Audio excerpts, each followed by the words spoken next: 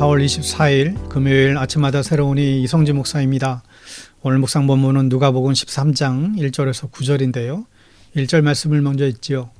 그때 마침 두어 사람이 와서 빌라도가 어떤 갈릴리 사람들의 피를 그들의 제물에 섞은 일로 예수께 아뢰니. 아멘. 여러분, 세상 사람들과 기독교인들의 다른 차이점은 기독교인은 회개하는 사람들입니다. 이게 정말 달라요. 다른 사람들은 남이 잘못했고 남이 문제라고 말하죠. 그러나 기독교인들은 매일매일 스스로를 반성하며 자신의 삶을 되돌아봅니다. 오늘 말씀은 회개에 대한 말씀인데 우리가 이 말씀을 듣고 또 회개의 은혜가 임하기를 바랍니다. 갈릴리 사람들은 반란을 잘 일으켰습니다. 예수님께서 사셨던 나사렛 옆 동네인 지포리에서도 로마 정부의 반란을 일으킨 기록이 있습니다. 갈릴리는 곡창인데 이스라엘을 먹여 살리는 곡창제대가 갈릴리에 모여 있습니다. 그러나 갈릴리 사람들은 힘이 없었죠. 예루살렘에서 세금으로 걷어가면 갖다가 바쳐야만 했습니다. 이게 정말 마음에 안 들어서 반란을 자주 일으켰지요. 그러나 이 갈릴리 사람들은 그러다 보니까 차별을 받고 살았습니다. 나다나엘이 예수님의 소식을 처음 들었을 때 이렇게 말하죠. 어떻게 나사렛에서 선한 것이 날 수가 있겠는가? 빌라도 때 갈릴리 사람들이 반란을 일으켰습니다. 빌라도는 성격이 포악하고 괴팍했던 인물로 유명한데 빌라도는 이 반란을 일으킨 갈릴리 사람들을 잡아서 죽였을 뿐만 아니라 신성모독을 했죠. 그것은 하나님께 드리는 예물에 반란자들의 피를 섞어버렸던 것입니다. 하나님께서 가장 싫어하는 것이 사람을 제사로 바치는 것인 줄 알면서도 유대인들을 자극했던 것이죠. 4절을 말씀해 보면 또 실로암에 있는 탑이 무너져서 치여 죽은 18사람은 예루살렘에 사는 다른 모든 사람보다 더 많이 죄를 지은 사람이라고 생각하느냐.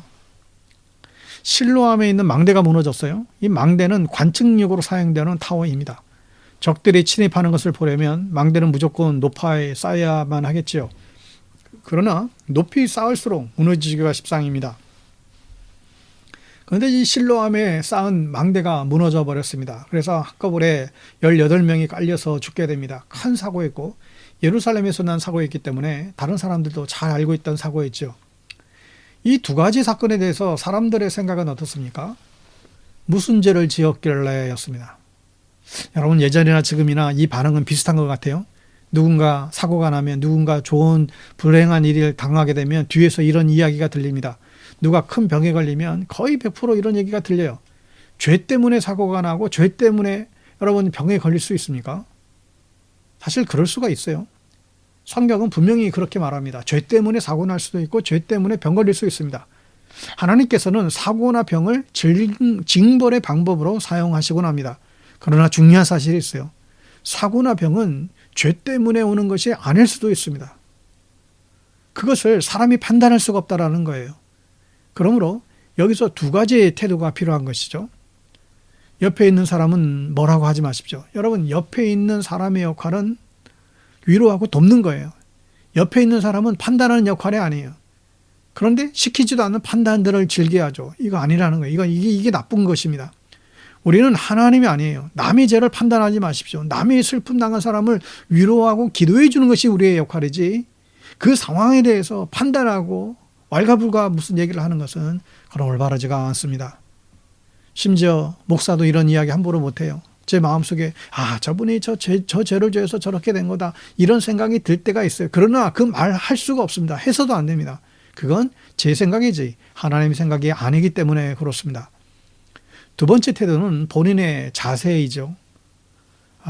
여러분, 본인은 어떤 고난과 또 큰 사고와 어떤 그 질병 가운데에 직면하게 됐을 때 여기에 대해서 본인은 당당하지 마셔야 됩니다. 나에게 왜 이런 일이 벌어졌을까? 본인은 스스로 자신의 또 죄를 찾아봐야 됩니다. 스스로 자신의 죄를 찾고 또 자기 자신을 성찰하고 여기에 무슨 하나님의 뜻이 있을까?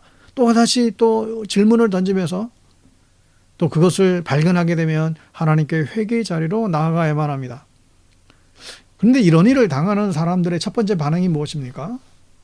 원망부터 쏟아져 나오죠. 하나님을 원망하고 주변 사람을 원망하고 왜 나에게 이런 시련을 주냐고 원망을 하기 마련입니다. 여러분, 그런데 원망이 아니라 우리가 하나님 앞에 먼저 회개의 자리로 나아갈 수 있어야 됩니다.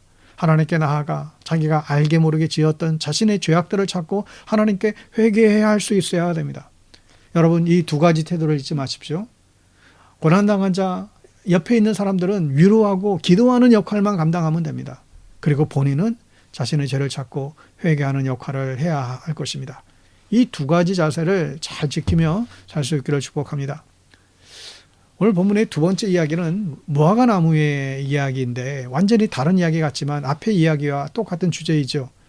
6절에 보면 예수께서 이런 비유로 말씀하시기를 어떤 사람이 자기 포도원에다가 무화과 나무를 한 그루 심었는데 그 나무에서 열매를 얻을까 하고 왔으나 찾지 못하였다. 포도원에 무화과 나무를 심었다. 포도원의 무화과 나무는 사실 은혜이죠. 원래 심길 수 없는 곳에 심겨진 나무를 말하는데 이것은 하나님의 은혜로 주신 것입니다. 7절에 보면 그래서 그는 포도원직에게 말하기를 보아라, 내가 새해나 이 무화과 나무에서 열매를 얻을까 하고 왔으나 열매를 본 적이 없다. 찍어버려라. 무엇 때문에 땅만 버리게 하겠느냐.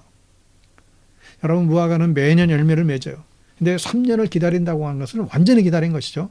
기회를 3번이나 주었다는 거예요. 그런데도 열매를 맺지 못한 무화과는 열매를 맺을 가능성이 없는 것입니다.